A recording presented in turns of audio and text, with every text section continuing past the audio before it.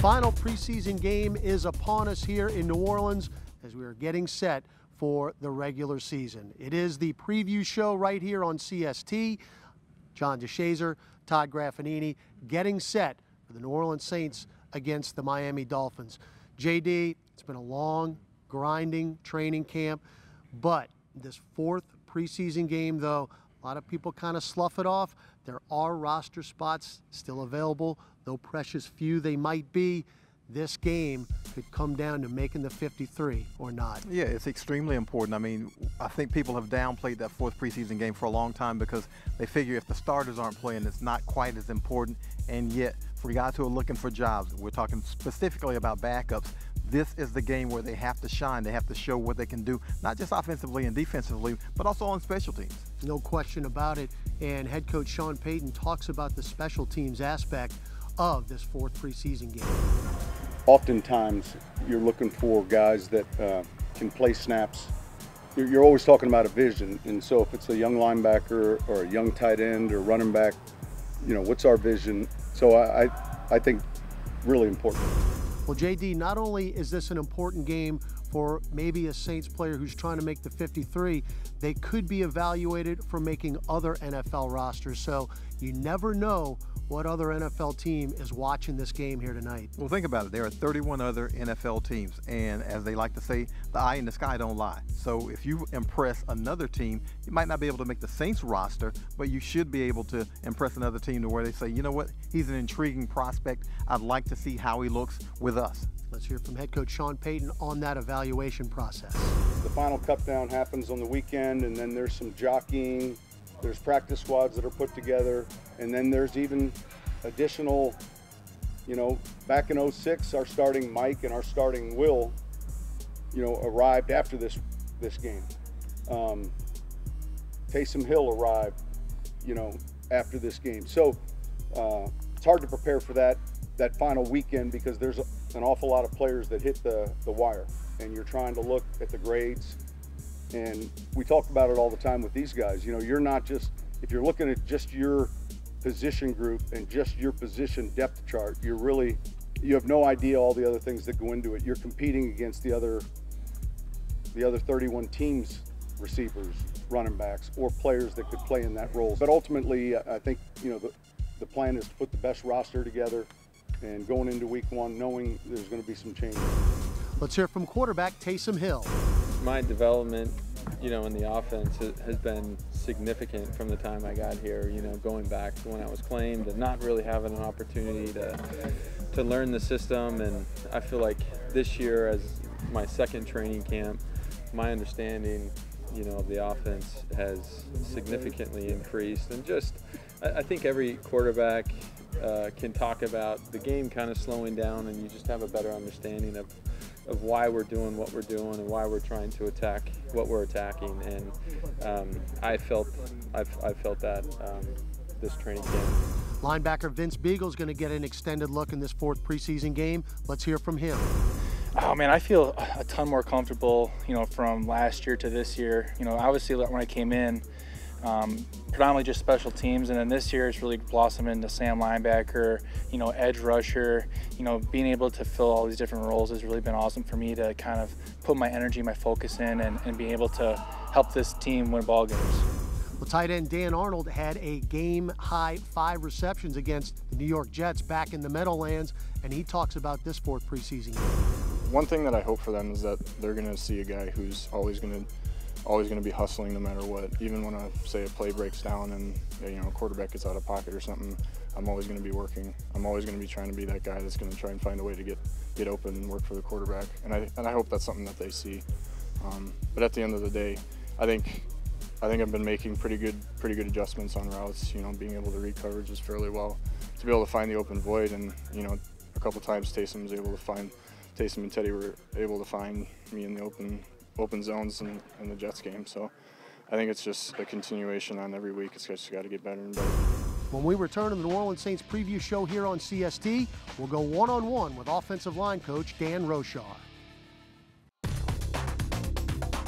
Well, we're back with Dan Roushar, offensive line coach for the Saints. And Dan, a little bit of a twist on the offensive line this year, not the same crew back, but does that make your job different, or are you still in teaching mode regardless? Oh, between Brendan Nugent and I, we're in teaching mode every day. You know, the interesting thing that's happened over the last couple of years is we've had a lot of replacements with injury here and there, and so you're constantly working on formula. You're constantly working on chemistry. I feel like these guys have really worked hard to this point. I love the classroom right now. You know, just the guys are really into the detail right now, so it's been impressive. You know, when we look at this team, versatility is a big thing among these offensive linemen. How do you scout or detect versatility when you're looking at players and saying, okay, we think this guy can be a multiple position player? Well, I think it starts with our personnel department. They do a phenomenal job of identifying those players. And then we look at them and we see it, like in Nick Easton's case, for example. You see him start at center, you see him start at left guard, and recognize that he's got interior flexibility right there. You know, so you get those kind of guys. You get a guy like Ryan Groy, who's playing center and guard. Now, we've primarily worked with him at guard, but we know he has that flex to go inside. And so you're always looking for those multiple position players. It's unique to have a tackle that can go inside versus a guard that can go outside. We are blessed to have that right now in Andrus Peat.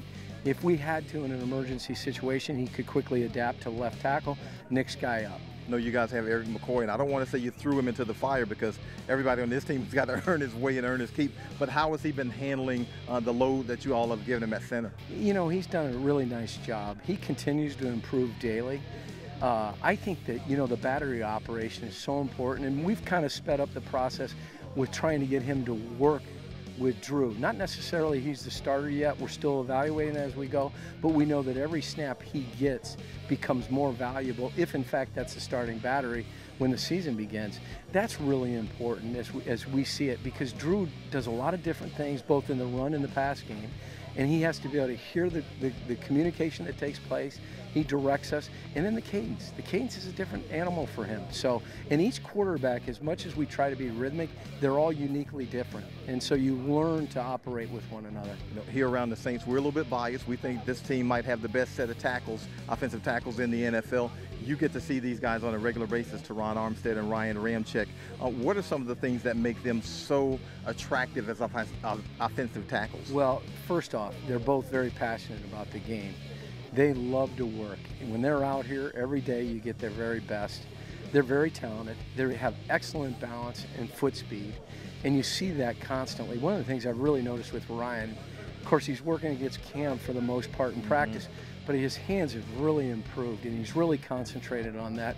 And you're looking at a guy that's going into his third year, and he continues to grow. And that's a really credit to those guys. They're talented, they're tough, they're smart people. And most importantly, they love to play football. You know, we always look at the starters, and we don't necessarily look at the backups all the time. And a lot of times, those guys obviously become very critical because people get injured in the NFL. What are you looking for when you're trying to find a guy who can supplement that line? Well, certainly you're looking at a guy that you feel like can play at a very high level, that you're not going to feel like there's going to be a dramatic drop from talent level. So you're looking at that, but the second thing you're looking at, John, is you're looking for position flex, a guy that can do multiple things. When you think about it on game day, you dress 7 guys. In the event that there's an internal injury inside center and or guard, you got to have a guy that can fill that void.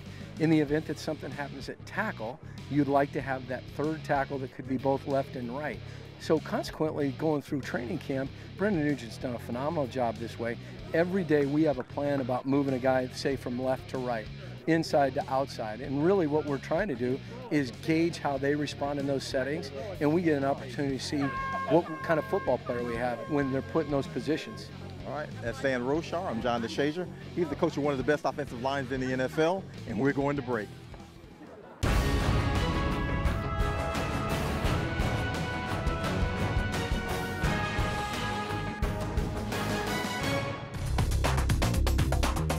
Final segment of the preview show here on CST. This is John DeShazier. I am Todd Graffagnini.